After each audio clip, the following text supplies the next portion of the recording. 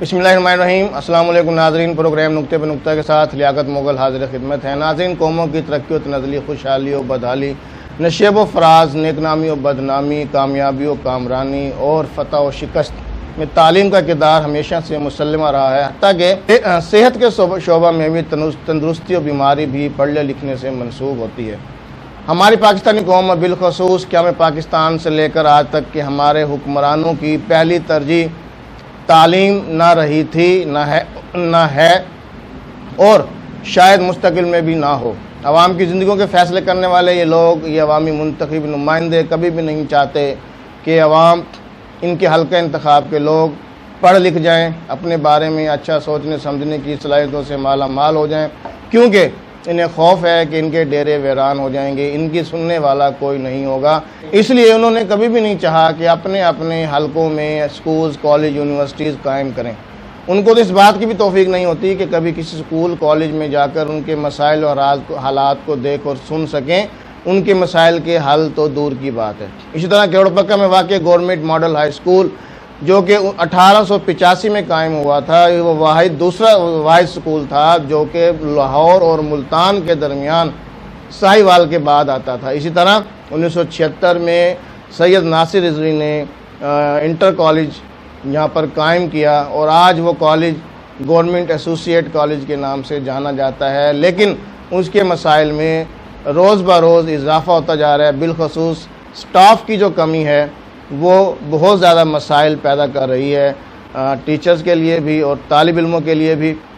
اس حوالے سے ہم نے ہمارے علاقے کی علمی، سیاسی و سماجی شخصیت جو کہ وقتاً فوقتاً گاہے بگاہے گورنمنٹ کالج میں جاتے رہتے ہیں، نواب عرفان احمد خان صاحب، ان سے ہم نے رابطہ کیا ہے، ان سے بات کی ہے، تو ان سے پوچھتے ہیں جی نواب صاحب یہ بتائیے گا کہ آپ کے جو تعلیمی کا وقت تھا، عرصہ تھا، اور آج کا جو تعلیمی ماحول ہے، اس میں آپ کیا فرق دیکھتے ہیں، اور کیا ہمارے عوامی جو منتخب نمائندے ہیں ہمارے علاقے کی تعلیمی تنزلی کا، پسماندگی کا کس حد تک ذمہ دار ہیں؟ لیاقت صاحب، گزارش ہے، آپ نے بڑی اچھی بات کی ہے، آپ خود اس ادارے سے وابستہ بھی رہے ہیں اور میں بھی اس جو ہے کالج کا ایک بڑا پرانا اسٹوڈنٹ رہا ہوں۔ ہمارے دور میں جو ہے فیکلٹی مکمل تھی، سینئر موسٹ اساتذہ تھے اور بہت لائق فائق اساتذہ تھے۔ آج اساتذہ بھی لائق فائق ہیں یقیناً، لیکن فیکلٹی جو ہے وہ شدید بحران کا شکار ہے۔ بنیادی سبجیکٹس کے اساتذہ موجود نہیں ہیں اور صرف چند اساتذہ ہیں جنہوں نے پورے ڈگری کالج کا وزن اٹھایا ہوا ہے، ایڈمنسٹریٹو اعتبار سے بھی اور ایجوکیشن کے اعتبار سے بھی، یعنی ایک ٹیچر جو اپنے سبجیکٹ میں اسپیشلسٹ ہے اس کو اپنے سبجیکٹ کے ساتھ ساتھ دیگر جو ہے وہ مضامین بھی پڑھانے پڑتے ہیں، جو کہ ایک بڑا مشکل کام ہے۔ تو میں تو یہ دیکھ رہا ہوں کہ گزشتہ 12-14 برس سے ہمارے گورنمنٹ ڈگری کالج کا روڈ پکا میں اساتذہ کا، پروفیسرز کا بہت بحران ہے اور سیٹیں ایک طویل عرصے سے خالی ہیں۔ لیکن بدقسمتی یہ ہے کہ ہمارے جو یہاں سے منتخب ہونے والے لوگ ہیں، تعلیم گویا اور نظر بھی یہی آتا کہ غالباً ان کی ترجیح نہیں ہے۔ اور میں اس سلسلے میں مجھے بڑا افسوس ہے کہ ہم ماشاء اللہ کے دور میں پڑھے، اس وقت تو یہاں اساتذہ بھی پورے تھے اور بڑی شاندار جو ہے وہ تعلیمی فیکلٹی موجود تھی، سب کچھ تھا، لیکن شاید یہ مجھے سمجھ نہیں آتا کہ کس قسم کی جمہوریت ہے یا کس قسم کے ہمارے عوامی نمائندے ہیں کہ جب سے یہاں جمہوریت آئی ہے میں نے ایک دن بھی کیروڑ پکا کے اندر گورنمنٹ ڈگری کالج کیروڑ پکا میں سٹاف کو پورا نہیں دیکھا۔ بحران ہی رہا ہے، لیکن بدقسمتی یہ کہ ان گزشتہ 10 سالوں میں تو یہ کیفیت اور زیادہ شدید ہو گئی ہے۔ تو بچوں کا اس سے بڑا نقصان ہے اور ہمارا علاقہ بھی آپ سمجھ لیں کہ یہ کالج کا کیمپس بہت بڑا ہے، تعداد بچوں کی بہت بڑی ہے، لیکن اساتذہ کے نہ ہونے سے، پروفیسرز کے نہ ہونے سے اور سیٹیں طویل عرصے سے خالی ہونے کی وجہ سے یہاں تعلیمی عمل میں جو ہے وہ شدید جو ہے وہ آپ کہہ لیں خامی ہے، کمزوری ہے، جس کی وجہ سے میں سمجھتا ہوں کہ پھر جب ادارے کے سربراہ سے سوال ہوتا ہے تعلیمی ادارے کی حالت کے حوالے سے کہ آپ کے ادارے کی تعلیمی حالت بڑی کمزور ہے، تو میرا خیال ہے کہ یہ سوال پھر بنتا نہیں ہے۔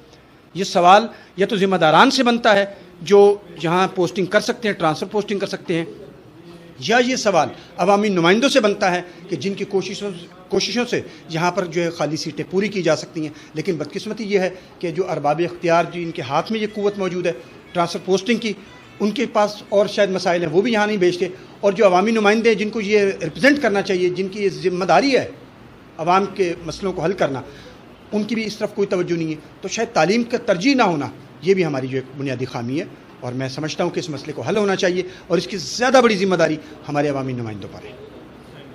کیسا رانا صاحب اس حوالے سے اپنے خیالات کا اظہار جو ہے وہ اس طرح سے کرتے ہیں؟ پورے کالج کا لیبز ہمیں دکھائیں، شاندار لیبز بنی ہوئی ہیں. پھر یہ ہمیں لے گئے ہاسٹل جو یہاں پہ بنا ہوا ہے، غالباً کو 50-55 کمروں کا ایک ہاسٹل ہے، پوری ایک بلڈنگ ہے بڑی شاندار. لیکن اس کالج کے جس بھی کونے میں گئے تو وہاں کی جو ویرانی تھی نا، اس نے دل کو بڑی تکلیف دی. اور ساتھ ہی شکیل صاحب کے لیے دعا بھی نکلی کہ وہ پھر بھی اس کو اپنے محدود وسائل میں انتہائی مینٹین کرنے کی اس کو کوشش کر رہے ہیں، جو کہ میں سمجھتا ہوں ہمارے لیے جو ہے ایک بڑی بات ہے. اس کالج کے لیے شکیل صاحب کا ہونا ایک بڑی نعمت ہے. لیکن سوال وہی ہے کہ آخر ایسا کیوں ہے؟ میں پرائیویٹ سیکٹر سے ہوں، ہم بھی ایک چھوٹا سا کالج اور اسکول چلاتے ہیں.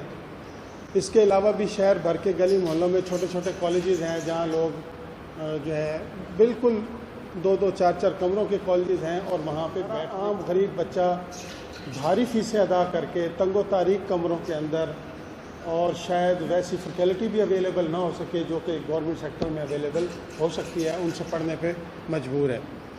تو انشاءاللہ آپ نے جیسا ہمیں ایک رہنمائی کی ہے، تو آئندہ جب بھی کوئی چناؤ کی بات آئے گی تو کم از کم آپ لوگ جو تعلیم یافتہ ہیں، آپ لوگ جو شعور رکھتے ہیں، کم از کم آپ لوگوں کا فیصلہ وہ بھیڑ بکریوں والا نہیں ہونا چاہیے.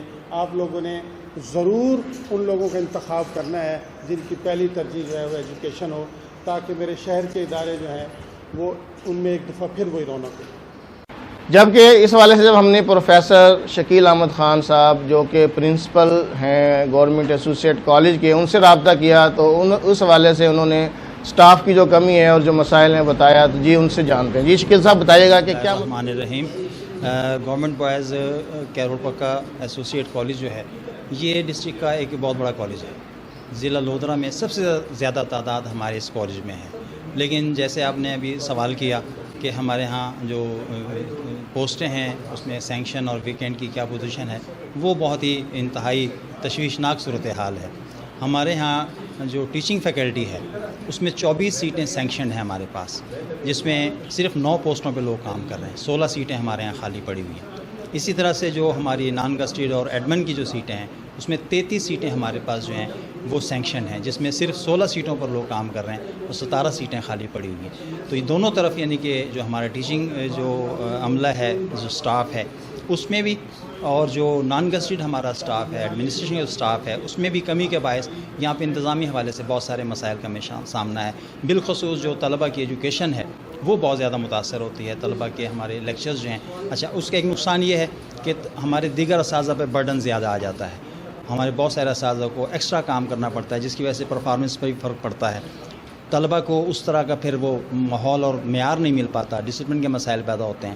ہم کوشش تو کر رہے ہیں اپنے طور پر، پوری جو دستیاب وسائل ہمارے پاس ہیں اس کو سامنے رکھتے ہوئے طلبہ کو بہتر ایجوکیٹ کرنے کی ہماری پوری کوشش جاری ہے. اسی طرح سے جو منسٹریل سٹاف ہے، جو کلاس 4 کے ملازم ہیں، ان کی کمی کے باوجود ہم نے ادارے کو بہت اچھا مینٹین کرنے کی پوری کوشش کی ہوئی ہے. اس وقت ہمارا کالج جو ہے اس افرادی کمی کے باوجود ہم نے اس کو ڈسٹرکٹ ڈویژن ملتان کے ایک بہترین کالج کے طور پہ متعارف کروایا ہوا ہے.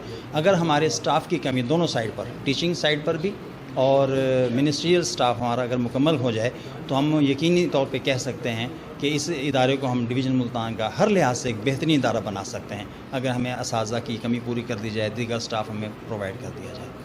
بہت شکریہ. ہاں جی ناظرین، تو آپ نے سنا کہ کس طرح سے ضلع بھر میں سب سے زیادہ تعداد، اچھے نتائج اور بہترین انفراسٹرکچر رکھنے والے گورنمنٹ ایسوسیٹ کالج میں موجود پرنسپل اور سٹاف کو کن کن مشکلات کا سامنا ہے.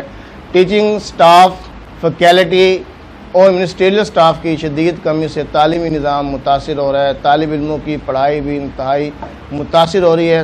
ہمارے منتخب عوامی نمائندے تعلیمی اداروں سے انتہائی حد تک لا تعلق اور لا علم دکھائی دیتے ہیں. ان کی ترجیحات صرف اپنے پیاروں کے روڈز، گٹر اور سیوریج کے نظام کو درست کرانے اور تھانوں کے معاملات میں مداخلت کے علاوہ کچھ نہیں ہے. عوام کا ان سے مطالبہ ہے کہ تاریخی اہمیت کے حامل شہر تعلیمی اداروں کو اس طرح سے بے یار و مددگار نہ چھوڑا جائے. تعلیم دوستی ہی آپ کو آپ کی بقا کی ضامن بنا سکتی ہے، ورنہ وقت بدل رہا ہے اور وقت کی گردش کا پہیہ بری طرح سے رونڈ ڈالنے کو تیار کھڑا ہے. اس کے حوالے سے سوچئے گا. اگلے پروگرام تک کے لیے اجازت دیجیے گا. اللہ حافظ.